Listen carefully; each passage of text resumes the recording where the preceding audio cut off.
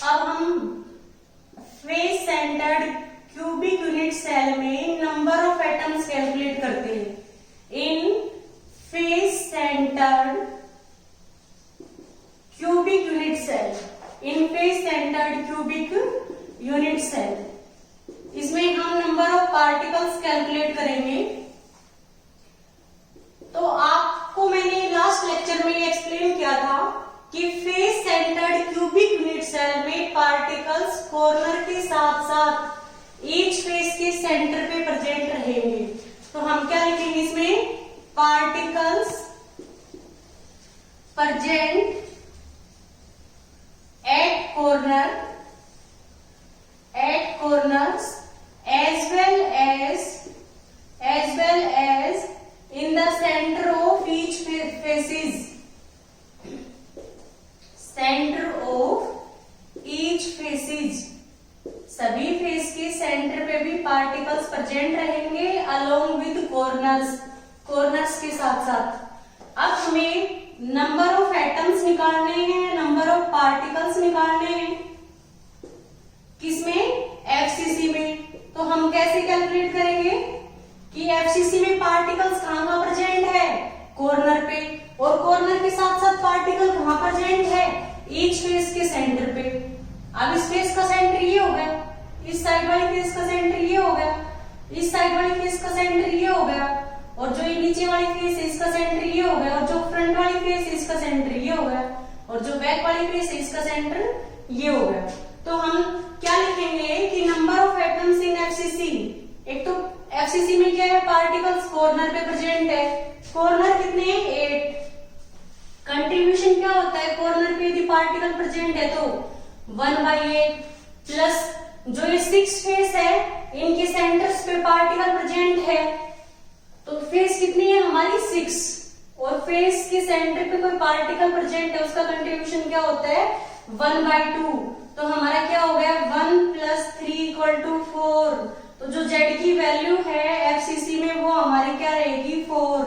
Number of atoms in face centred cubic unit cell हमारे कितने होंगे? 4। अब हम बीसीसी के बारे में पढ़ते हैं।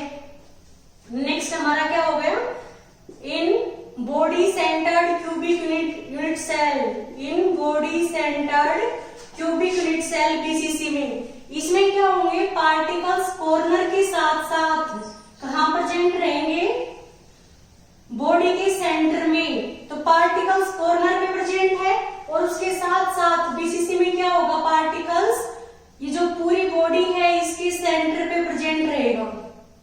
अब हमें क्या कैलकुलेट करना है? Number of atoms. तो हम क्या लिखेंगे? Particles present at corner as well as in the body centre, या as well as in the centre of body, या in as well as in the body centre.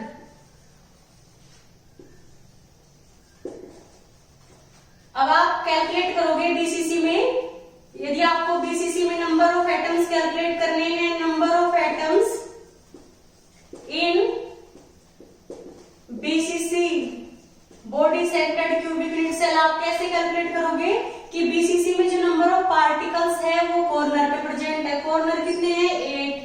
Contribution क्या हो गया? 1/8। और एक पार्टिकल हमारा क्या है? बॉडी के सेंटर पे प्रेजेंट है, उसका कंट्रीब्यूशन क्या होगा? 1। तो 1 + 1 हमारा क्या हो गया? 2। तो बीसीसी में नंबर ऑफ पार्टिकल्स कितने होंगे? 2। अब हम इससे रिलेटेड कुछ न्यूमेरिकल्स करेंगे। तो आपको ये पता होना चाहिए किसी भी यूनिट सेल में या क्यूबिक यूनिट सेल में कॉर्नर्स कितने होंगे? 8। फेसेस कितनी होती है? 6। बॉडी सेंटर क्या होगा? पूरी बॉडी का सेंटर 1। और एज कितनी हो गई? 12। तो contribution of particle present at corner क्या होगा? 1/8। Contribution of particle present at face centre, हमारा कंट्रीब्यूशन क्या हो गया? Half. Contribution of particle present at body centre, हमारा कंट्रीब्यूशन क्या होगा? 1। Contribution of particle present at edge centre, हमारा कंट्रीब्यूशन क्या होगा? 1/4। अब हमने 1/1 तीनों के केस में simple cubic unit cell, face centred cubic unit cell और body centred cubic unit cell में नंबर ऑफ एटम्स कैलकुलेट किए। तो आपने क्या देखा कि in simple simple cubic unit cell, number of particles या नंबर ऑफ एटम्स कितने होंगे 1। बीसीसी में हमारे कितने होंगे Z इक्वल टू 2 और हमारा एफसीसी में नंबर ऑफ पार्टिकल्स कितने होंगे Z इक्वल टू 4। यदि हमें एंड सेंटर्ड में भी निकालना है, यदि हमें end centred cubic unit cell में भी नंबर ऑफ पार्टिकल्स निकालने हैं, in end centred cubic unit cell,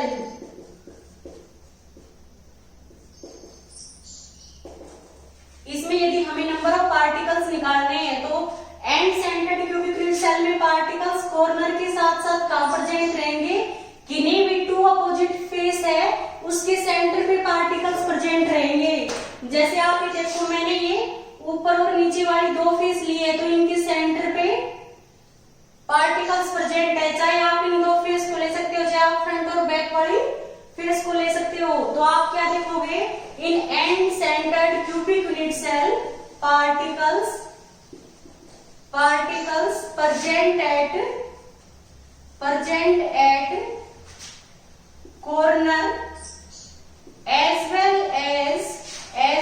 as in the center of any two opposite faces, in the center of any two opposite faces, कोई भी दो opposite face होगी उनके centres पे पार्टिकल्स प्रेजेंट रहेंगे corner के साथ साथ। तो यहाँ पे नंबर ऑफ एटम्स कितने हो गए, एक तो ये कॉर्नर्स पे प्रेजेंट है तो कॉर्नर कितने हो गए 8, कंट्रीब्यूशन क्या हो गया 1/8, प्लस किन्हीं भी टू अपोजिट फेस के सेंटर पे है तो आपको फेस कितनी लेनी पड़ेगी 2, और फेस सेंटर पे कोई भी पार्टिकल प्रेजेंट होता है उसका कंट्रीब्यूशन क्या होता है 1/2। तो यहां से क्या आ गया 1 + 1 = 2। तो आप क्या लिखोगे, इन एंड सेंटर्ड यूनिट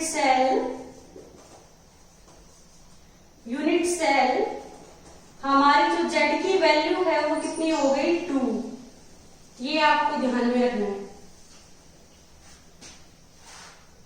अब हम इस टॉपिक के न्यूमेरिकल्स देखते हैं। तो फर्स्ट न्यूमेरिकल आप देखो,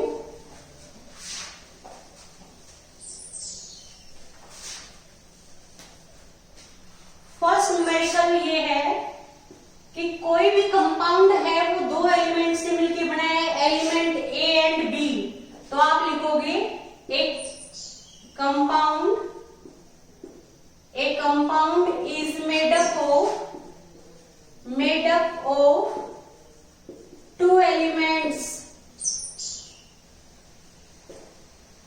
A एंड B, या आप X एंड Y मान सकते हो, X and Y has cubic structures,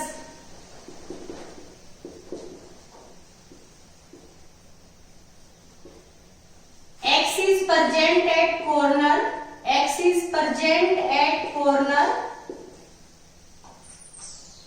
and Y is present at face center. What is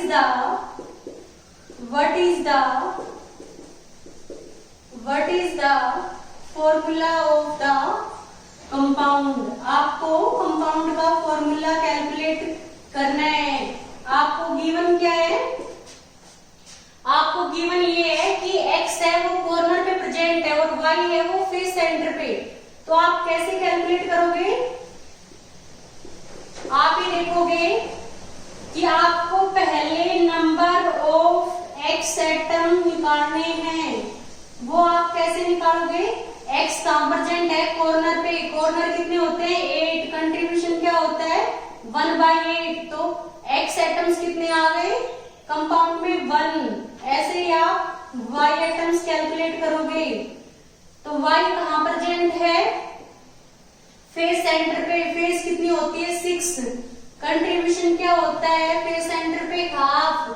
तो यहाँ पे कितने हो गए, जो Y जो एटम है हमारा वो कहां प्रेजेंट है फेस सेंटर पे, फेस कितनी हमारी 6, कंट्रीब्यूशन क्या हो गया हाफ, तो कितना आ गया 3। तो आपने देखा इस कंपाउंड में x हमारा कॉर्नर पे प्रेजेंट है, तो कॉर्नर कितने होते हैं 8, कंट्रीब्यूशन क्या होता है 1/8, तो ये क्या आ गया 1। और y एटम्स कहाँ प्रेजेंट है फेस सेंटर पे, फेस कितनी होती है 6, कंट्रीब्यूशन क्या होता है फेस सेंटर पे यदि कोई पार्टिकल प्रेजेंट है तो हाफ, तो कितना आ गया 3। तो हमारा फॉर्मूला क्या हो गया एक्स वाई से मिलके बना है ना, x की जगह पे क्या है 1 और y की जगह पे क्या है 3, तो हमारा फॉर्मूला क्या हो गया कंपाउंड का XY3। Thank you student.